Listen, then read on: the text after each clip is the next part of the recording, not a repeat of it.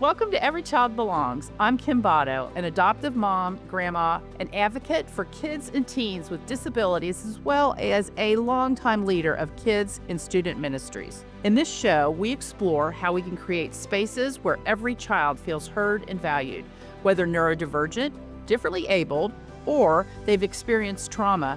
Every child belongs. We'll hear from educators, parents, professionals, and more, finding practical ideas that help build a compassionate and supportive world for every child.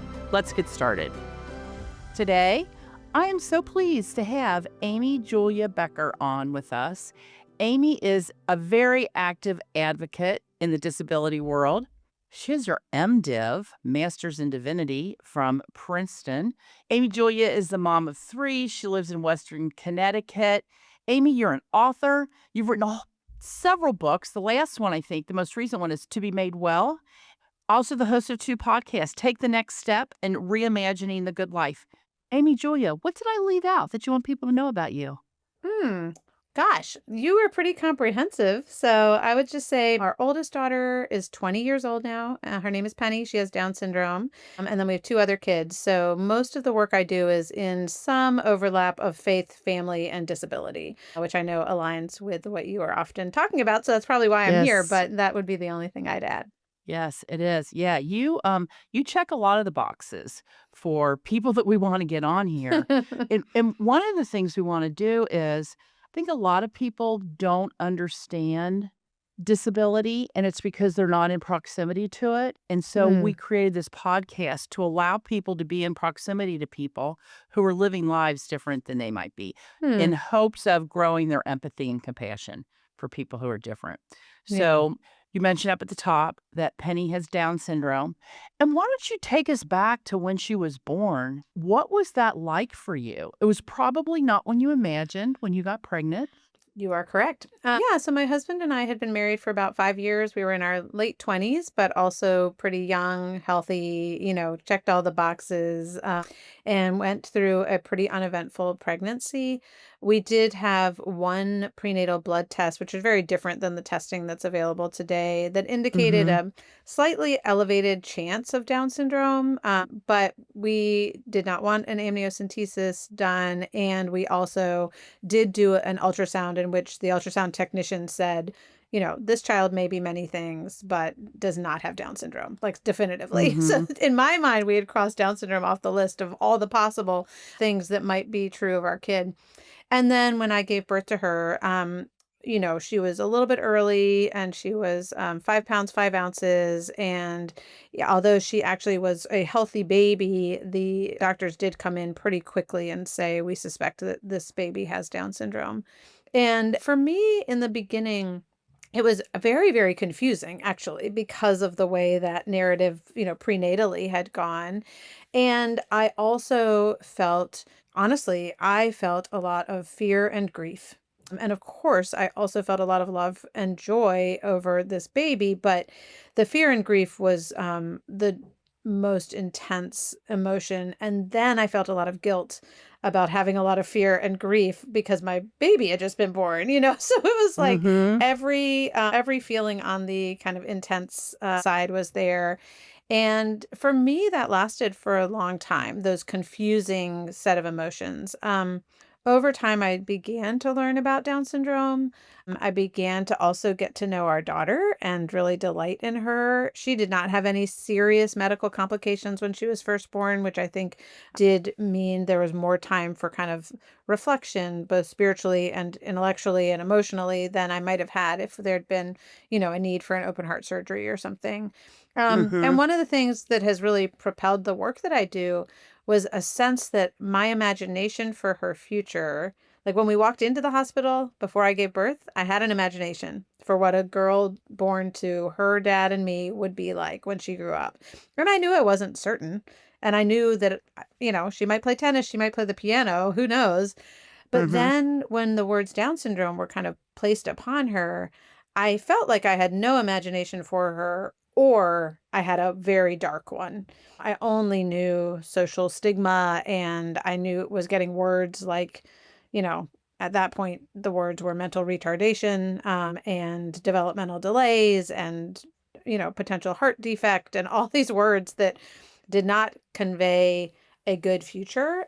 And so that really was very formative for me, that sense of, yeah, really scary, felt really sad for a long time. And then eventually that turned into a life of a lot of joy and gratitude. But that was farther along.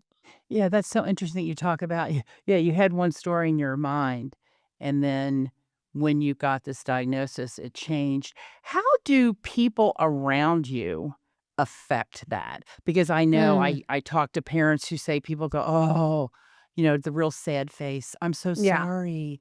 And then others, they feel like people totally minimize what they're going through. So how was that like for you? Yeah, we had a total mix. I remember some friends of ours brought us a bottle of champagne in the hospital, and I actually really appreciated it. And I also was like, I am not ready to drink a bottle of champagne. I mean, Yeah. I wasn't even ready to have a sip of champagne physically, but Right. even just on that like symbolic gesture side, I wasn't ready. But I also it was kind of a hopeful gift to me. That's how it felt.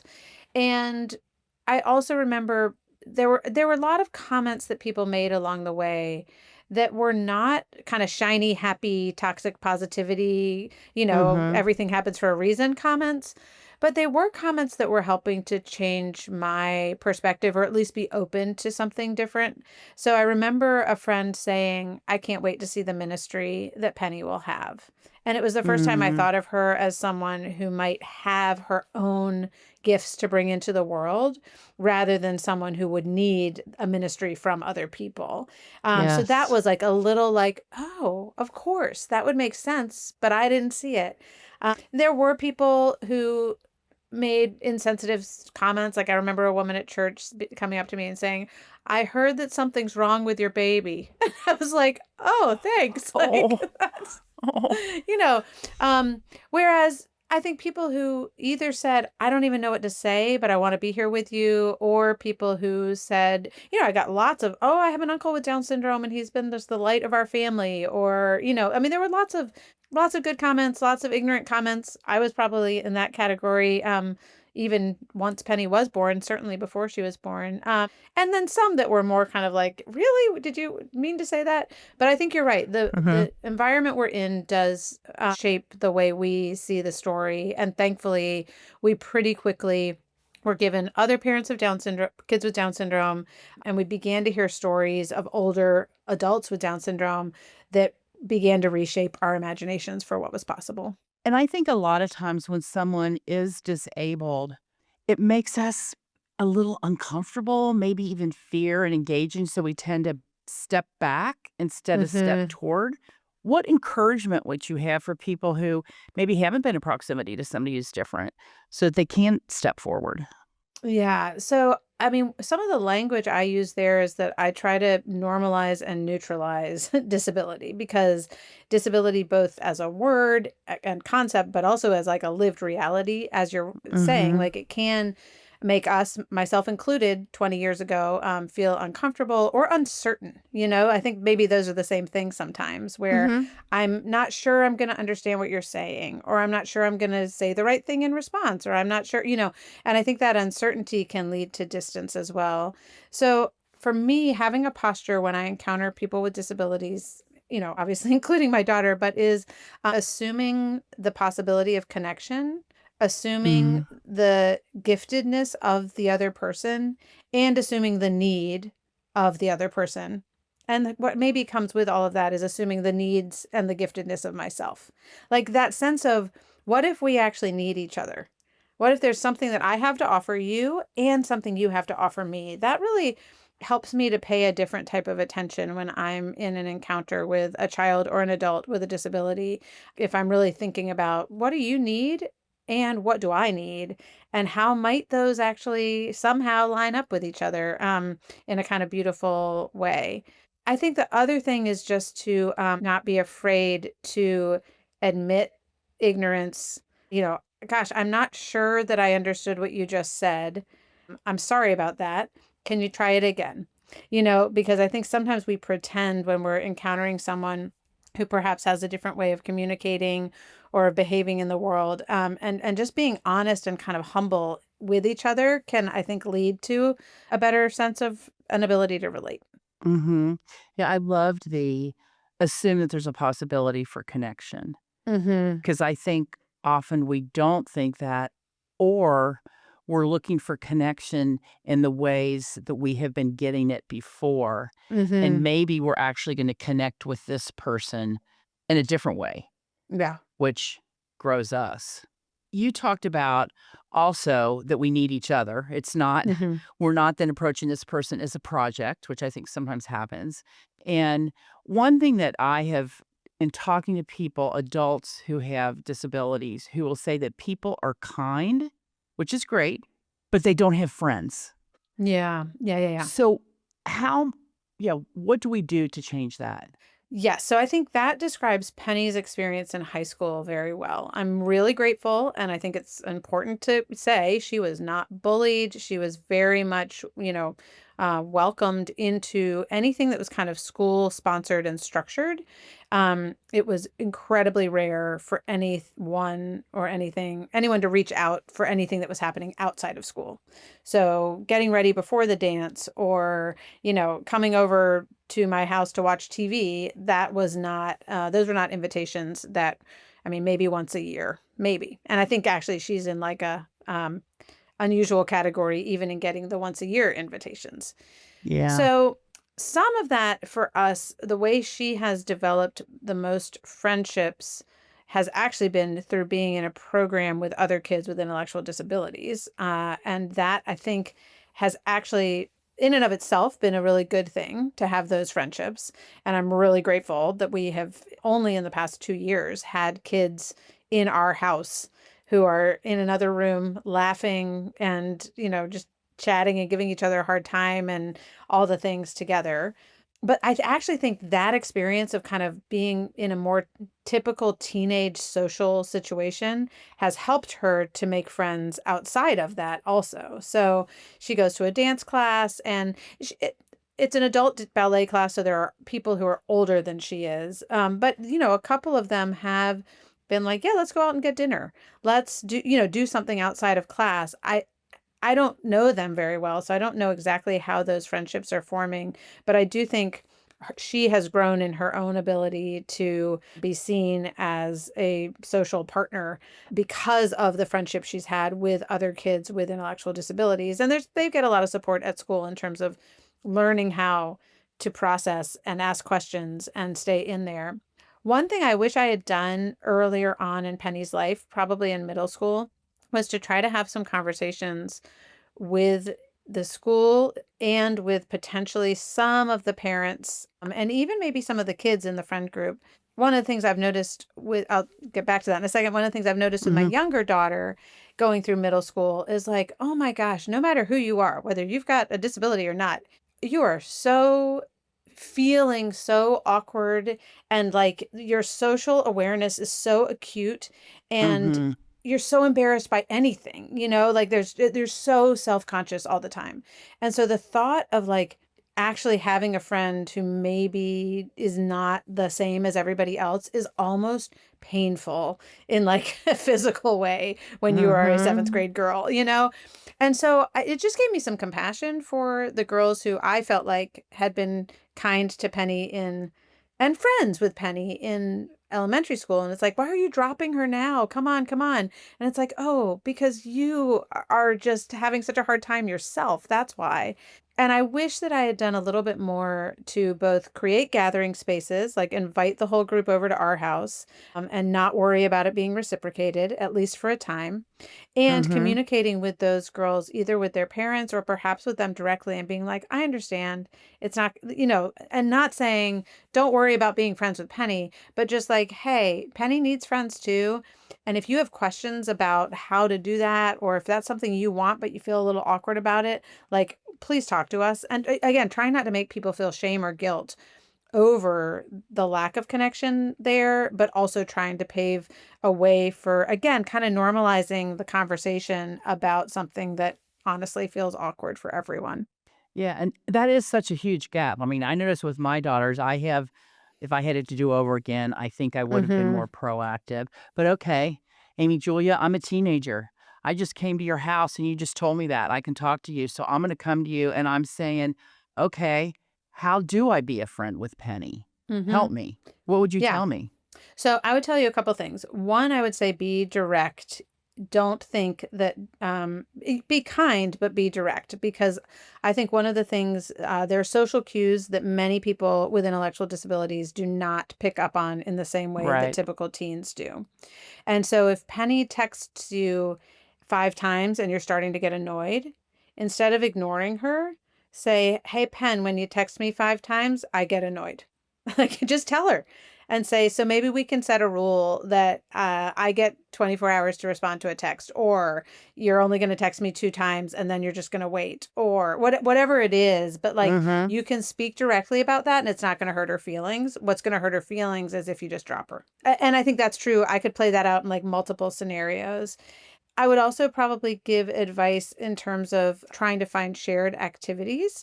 So, going to a class together or enjoying watching a show together, or like, is there something you can do together that will allow you to have more than just sitting and talking as your means of relating? Penny, and I think again, this is true for many people with intellectual disabilities, it takes her longer to process conversation and information. But she will be faithful. She will remember what's going on in your life. She wants to know about it. She's also not great at coming up with questions on the spot. And so, again, sometimes I will say to her, "Hey, Pen, it's your turn to ask me a question." And that's what I would say Mm-hmm. to that teenager. Like, you might feel like, "Oh my gosh, I've just asked you 10 questions about your life. It's your turn." Well, tell her that. "Penny, it's your turn to ask me a question." So, those are just a couple things that come to mind in terms of like pretty simple, but not necessarily what a typical 16-year-old is doing with their friends.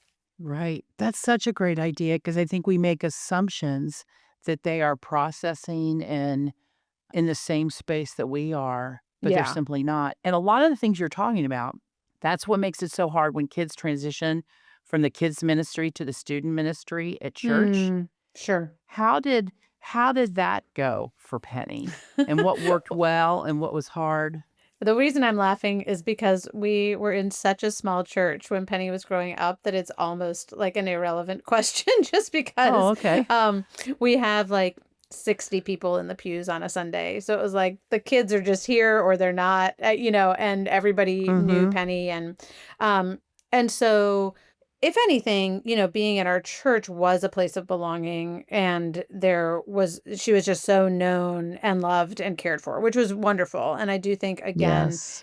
some of the things I just said would apply in that transition from a kids ministry to a more like youth ministry, youth group situation, where having, I think, some leaders who have eyes on, and are recognizing, are there connections that, Penny is making with other kids and vice versa. And if they aren't, maybe pulling a few people aside and saying, "Hey, I noticed that no one's connecting with Penny. What do you think about that?" So again, trying to open up some freedom for kids not to feel like I'm embarrassed because I'm not being considered kind by my youth group leader, but actually to be able to say, "I have a really hard time talking to her," or like when I ask a question, she doesn't answer, or, whatever the thing is, that might be a way to open up conversation. And again, hopefully not to set up a hierarchy where if you're a typical kid in youth group, then you are more important than Penny because you can take care of her, but to Mhm. try to Right. keep a space of mutuality while at the same time acknowledging there might be some challenges to this relationship, and maybe I can help you figure those out. Penny's now, we're at a bigger church now, and she is involved in a ministry that is for young adults with disabilities, which has been wonderful. But again, it is somewhat of a separate space from the rest of the church. And there are reasons for that, some of which are really good, some of which is kind of like, oh, shoot, like the rest of the church is missing out on this group of people. Right. And they're having a good time together. But I'm like, why don't we just have like a young adults Bible study instead of a young adults with disabilities Bible study? Again, she really likes it. I'm very grateful that she has that group. And I think it would be cool if there were also, or instead of that, an opportunity for her to be more integrated into the life of the whole church. Yeah, there's value in both. I used to Hmm. be, include all the time. All the Yeah, yeah, time, all yeah. the time. And Yep. then I really saw the value, like you talked about with Penny, being with people who are more similar to her, Yep. where maybe she could even try out some of those social skills and where she's Yes. just more comfortable and not Mhm. working so hard to fit in. I was actually at a benefit last night, Mm. and a mother of a child with profound disabilities was speaking, thanking this organization for how they support her family. But she said, for those of you in the audience who have typical kids, you have hopes and dreams for your child. She said, for my child, I just want her to find a place where she can fit in and be known. And have you ever have you ever had similar thoughts as far as Penny? You know, yes and no, in the sense that I do think that the most important aspect of our human development is knowing that we have a place where we matter socially, like in relationship to other people. I think that's Mhm. how we're made. It's like, I mean, I think scientists even would say that like we need food, we need water, we need shelter, we need to matter. And so that is that sense of like intrinsically who I am is valuable, not because of what I do, but because of who I am. But also, I contribute something. I have a role to play in my family, in my church, in my school, whatever it is that actually matters to people. And I think that's maybe what that mom is speaking about. At the same time, we are in a position where when Penny was in sixth grade, her school system started a person centered planning process in which they said to Penny, what are your hopes and dreams? And they brought us Mm. into that process. And so she does have hopes and dreams that she is telling us about, as you know. Right. And, certainly not all of them are going to come to pass, but that was again another one of those like mindset shifts where she's like, yeah, I don't want to live at home with my parents for the rest of my life. And we're like, well, what are you going to do? I mean, because again, you go back 20 years and we're like, oh my gosh, we have a child who's going to live with us forever. And then you get to when she's 15 and she's like, I'm not going to do this. And we're like, well, that's a sad idea that you would move out, but Uh-huh. now, Uh-huh. but as we've kind of grown to recognize that there are possibilities for her that would still be supportive and safe and that would allow her to grow and mature as an adult in this world more than living under the roof with her dad and with me. We're like really excited about that. And so I would say we are now in the category of like, yes, we have hopes and dreams. And I also think that sense of like finding a place where you belong is the most important thing. As we continue today's episode, I wanted to let you know that if you're looking for more resources, strategies, and encouragement for making sure every child belongs, head over to our website at kimbotter.com. Sign up for the newsletter to receive exclusive content and insider info on future episodes. Don't miss out. Go to kimbotter.com and join today. And when you talked about hopes and dreams, that it made me think, I think a lot of times for people who aren't typical, so many when they look at them, they don't have hopes and dreams for them. And you just said, "Hey, Penny has hopes and dreams, and not all of them are going to come to pass." That's Mm-hmm. true of everybody.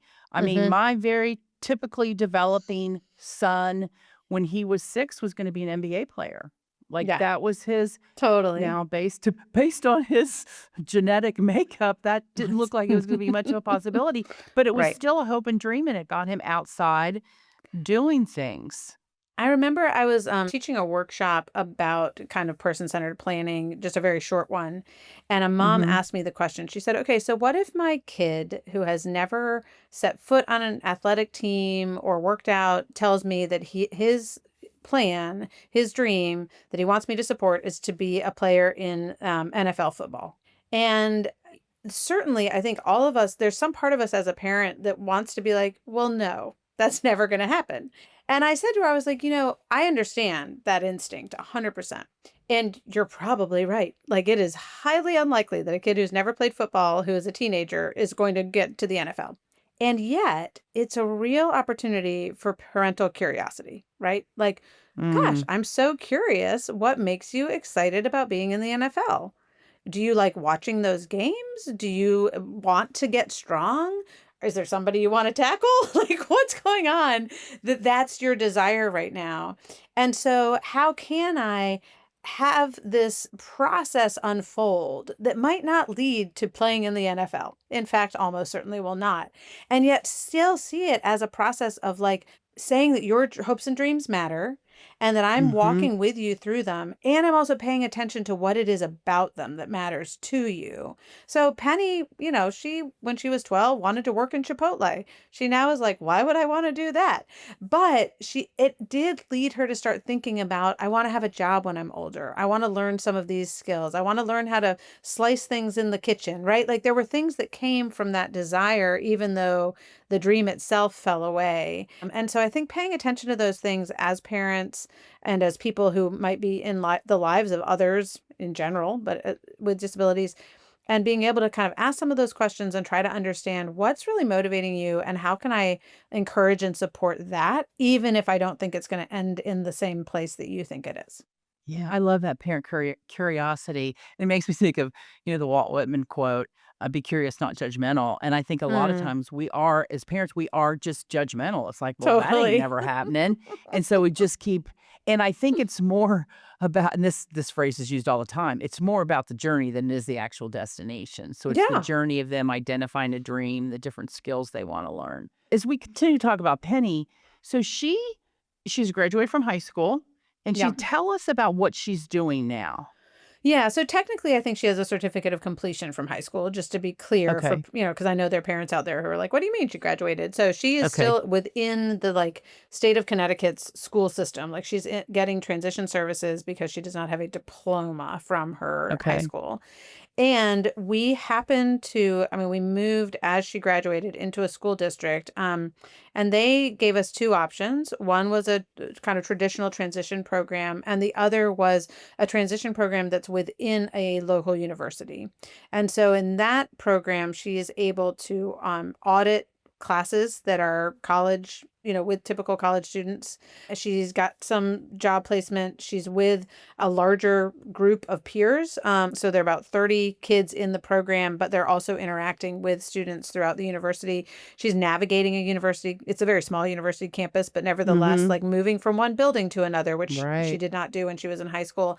And so it's actually been it was actually a rough start, but it's been a really great program and experience for her. She works a couple hours a week and gets paid for that. Just in a thrift store doing some organizing. So she's getting a little job experience.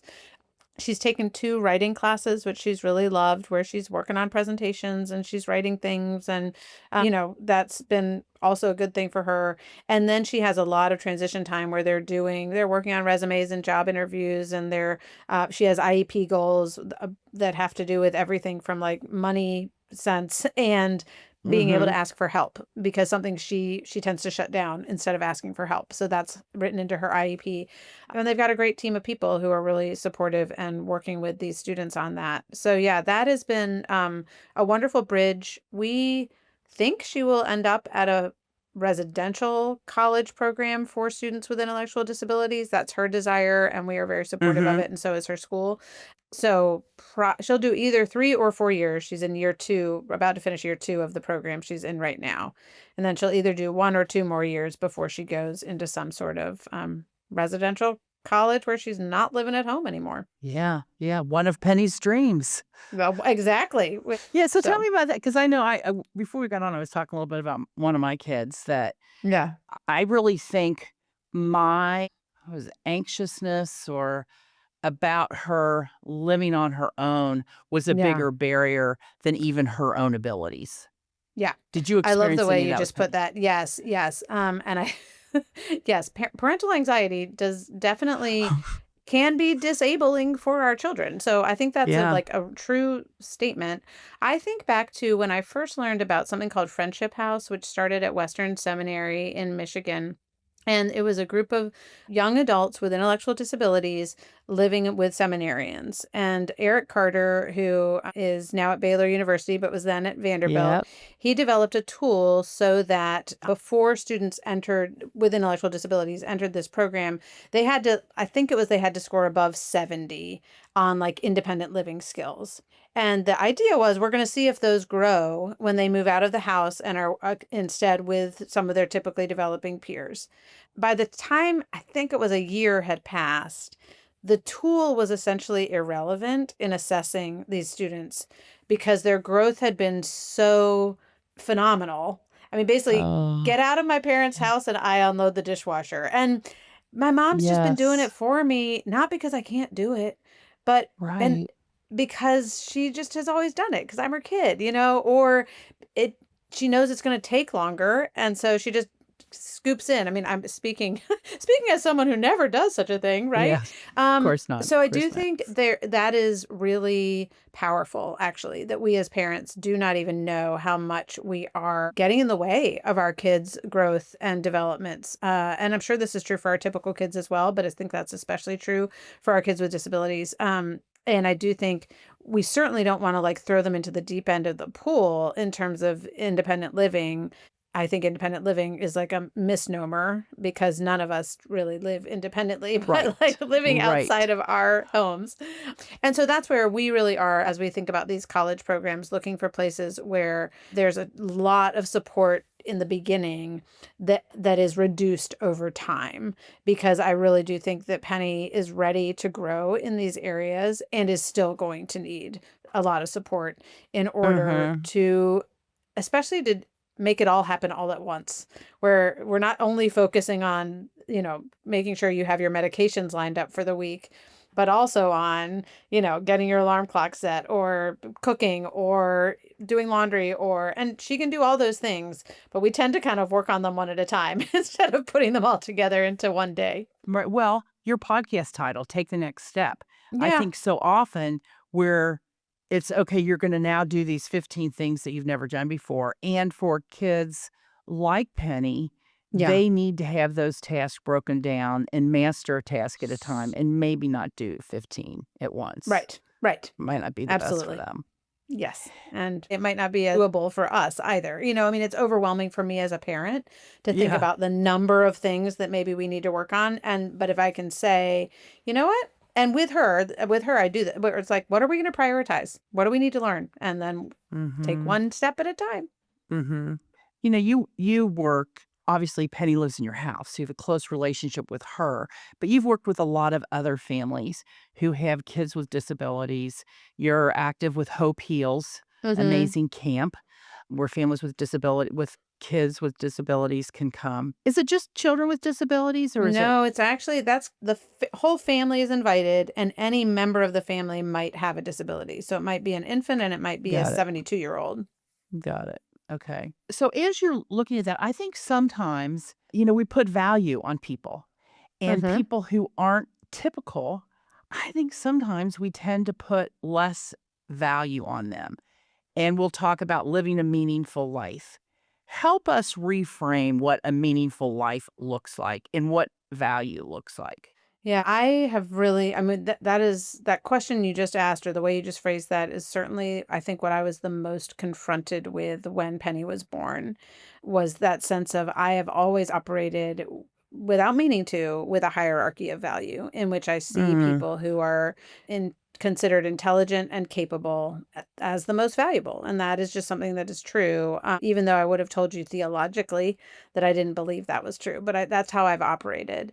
And to reshape my own understanding of myself and others, some of it came from that sense of like, we all have needs and we all have gifts. But I think even underneath that was this question of like, what does it actually mean to be human? And this I'm very much taking from a Christian perspective, but the idea of being created in the image of God, and the idea, so that comes up from the very first page of the Bible, essentially Genesis 1, that we're each of us created in the image of God. And what's pretty cool about that passage, there are other religions at the time who were talking about some people being created in the image of God. And those other religions talked about the king as the only one who is created in the image of mm-hmm, God. So essentially, if you are a powerful man, like the most powerful man, you are created in the image of God. And what the Hebrew Bible said mm, from the get-go was male and female, and like these creatures who were created from the dust of the earth, like the kind of the lowliest of humans, are created in the image of God. And that's like from foundational to Judaism and to Christianity in terms of what it means to be human. So I think that's really significant. And then when we go forward into like looking at, it's in 1 Corinthians 12 that Paul writes a lot about the mm-hmm, body of Christ and how necessary the parts that seem weakest are actually indispensable, at least is the Yes. translation that I know. And so that again, that sense of like maybe God sees something that I don't see. When I look at people and I devalue them and I think that there's no worth in your life. And I think we do this with the elderly. I think we do this with infants. I think we do this with all Yeah. sorts of kind of marginalized or different populations to think, and we might even from a Christian perspective, again, think it is my job to be charitable towards that person or to take care of them. And it might be.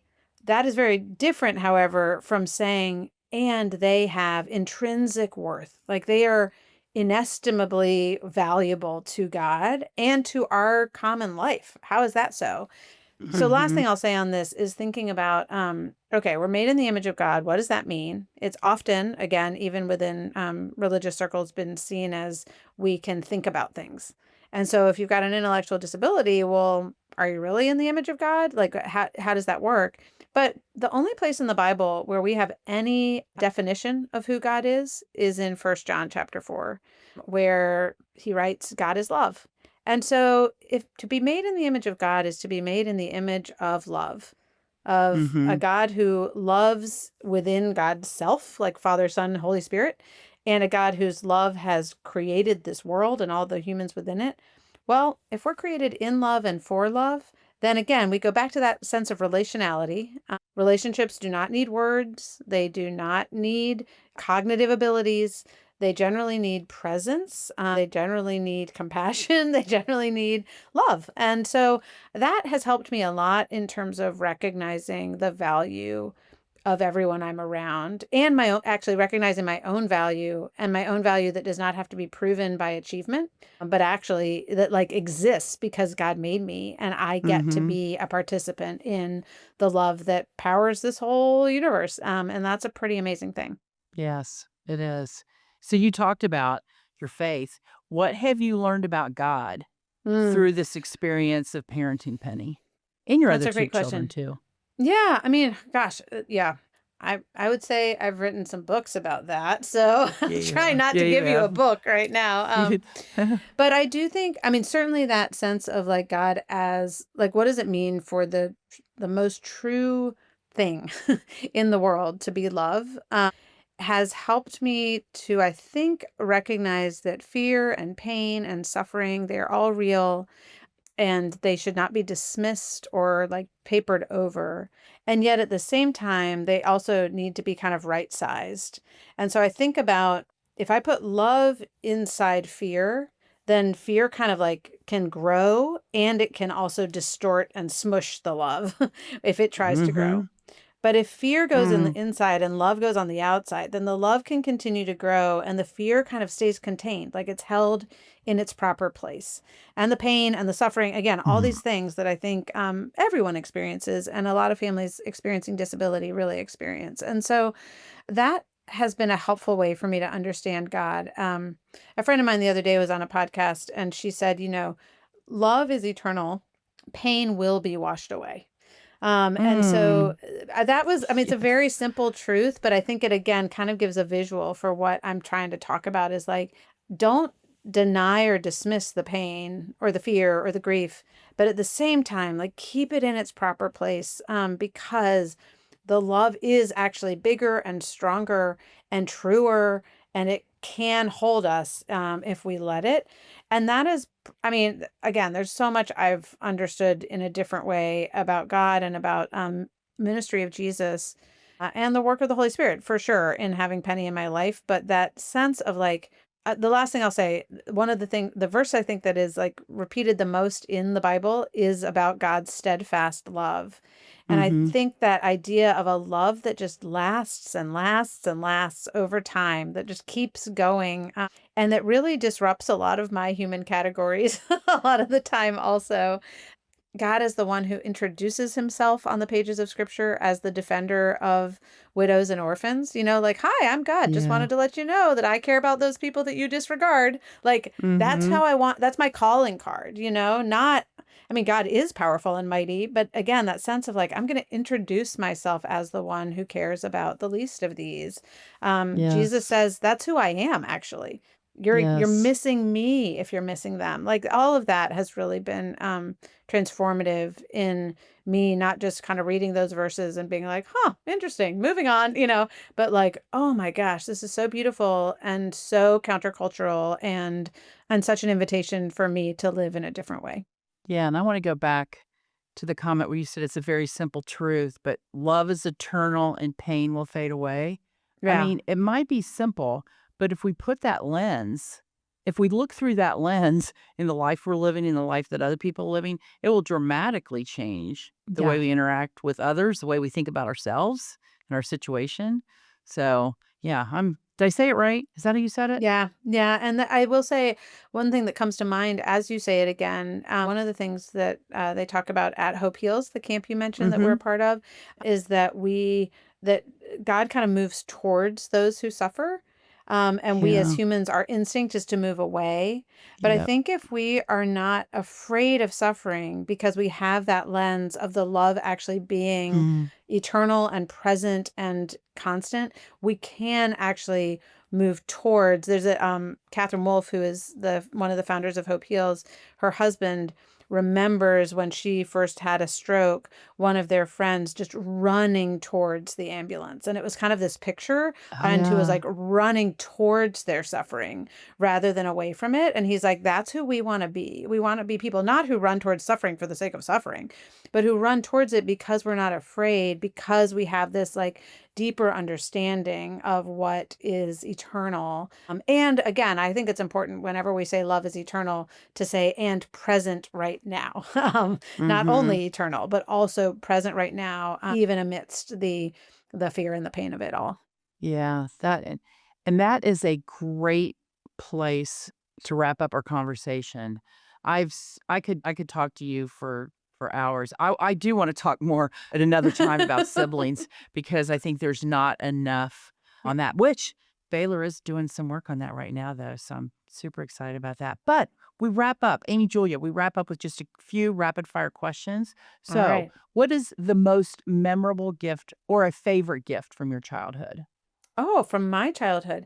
Do you Yeah. mean gift like physical gift or like Anything you consider a anything? gift. Okay, Yeah. memorable gift from my childhood. I'm gonna say the old ladies who lived on my block. I had these like Mm. little old ladies who lived on my block who either were widowed or had never been married. And I would at least once a week after school just walk around to their, and it was like, oh, well, Georgie always gives me a cookie, and Miss Mary has me play the piano. Oh, And, they just were these delightful people. And I didn't recognize how important they were until much later. that's I just learned a term, street granny. They were your street Oh, grannies. they were my Yeah, street grannies. a friend was at grandparents' day with a kid who I knew wasn't her grandparent, and she said, "No, I'm their street granny. I live on her street," and she calls me her street granny, so, yeah, I love that. I'm glad that you had that.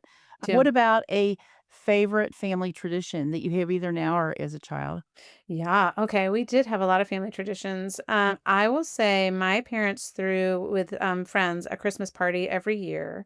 And as a part of that party, we would make up, like, use a song that people knew, but turn the lyrics into words about the people at the party. And so we've have this family tradition of That's taking fun. popular songs and rewriting them. So now, like with any of our kids' kind of milestone birthdays, we take a song that they like and we rewrite it to be about them. And it's really fun.